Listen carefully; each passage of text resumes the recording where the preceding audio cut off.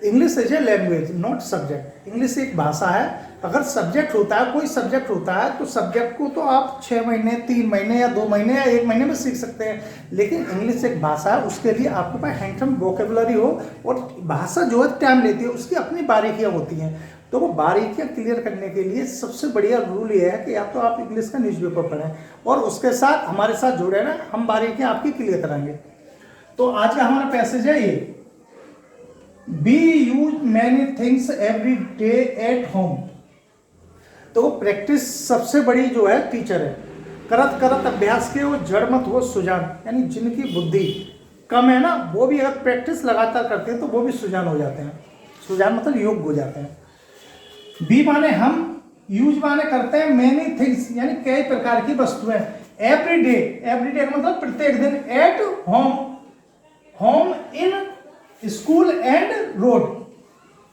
B माने हम, use माने प्रयोग करना, मैनी थिंग्स माने होती है वस्तुएं। तो वो आज वस्तुएं आई, थिंग्स आई। अगर किसी को नहीं आती तो आज याद करेंगे, फिर एक आध दिन बाद फिर वो रिवीजन में कहीं ना कहीं फिर आ जाएगी। तो वो वोकेबुलरी वही है, लोट के या पैसेज वाइज अलग अलग आती रहती है। आफ्टर सम टाइम आपको याद हो जाएंगे। वी यूज मैनी थिंग्स माने वस्तुएं, एवरी डे, एवरी माने प्रत्येक दिन,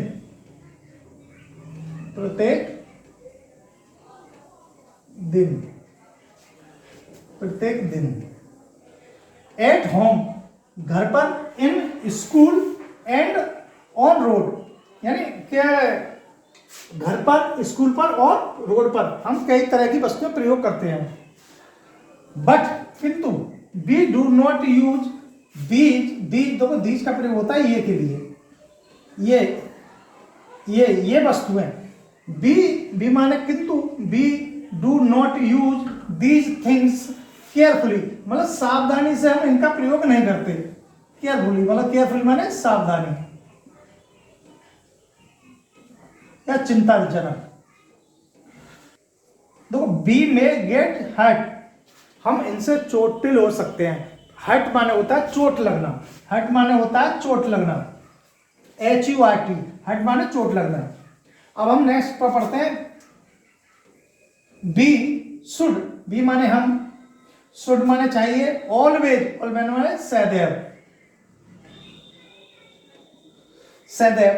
we should always try to be safe, हमको हमेशा यानी सदैव क्या ट्राई करनी चाहिए, ट्राई माने प्रयास करना चाहिए, टू बी सेफ होने का मतलब सेफ माने सुरक्षित होने का, एंड और नॉट हर्ट माने चोट पहुंचाना, अदर्स अवर सेल्फ अपने आप को, एंड अदर्स और दूसरों को, मतलब हमें क्या प्रयास करना चाहिए, हमें सारे प्रयास करने चाहिए अपने आप को सेव करने के, और ऐसा प्रयास करें जिससे दूसरों को और अपने आप को चोट ना पहुंचे। अब आइए अवर माने हमारे,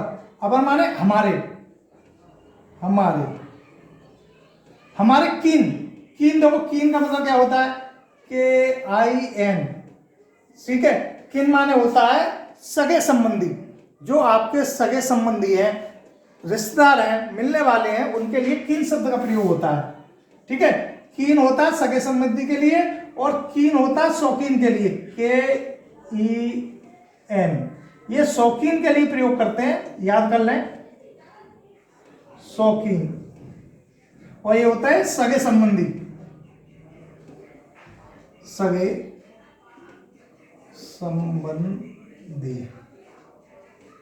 ठीक है। कीन माने सगे संबंधी, तो अवर कीन यानी हमारे जो सगे संबंधी है, आर वेरी इंपोर्टेंट माने सब पता होता है, महत्वपूर्ण है। अवर कीन माना हमारे सगे संबंधी, आर माने है, वेरी मतलब बहुत ज्यादा इंपोर्टेंट यानी बहुत महत्वपूर्ण, फॉर अस हमारे लिए, हमारे लिए के लिए अस का प्रयोग करेंगे। हमारे सगे संबंधी हमारे लिए बहुत महत्वपूर्ण है। तो यहां पर देखो कीन माने क्या होता है सगे संबंधी, और आपका देखो कीन हो गया सगे संबंधी, और ये हो गया KEEN, कीन माने शौकीन या उत्सुक जो होता है। दोनों के लिए हम कीन शब्द का प्रयोग करते हैं।